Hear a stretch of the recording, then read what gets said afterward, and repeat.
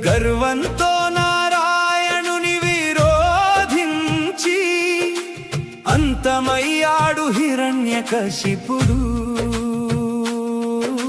వినయంతో నారాయణుని పూజించి ధన్యుడయ్యాడు ప్రహ్లాదుడు. గర్వం ఉంటే ఎవరైనా పతనమవుతారని తెలుసుకో. వినయం ఉంటే ఎవరైనా ఉన్నత స్థితికి చేరుతారు.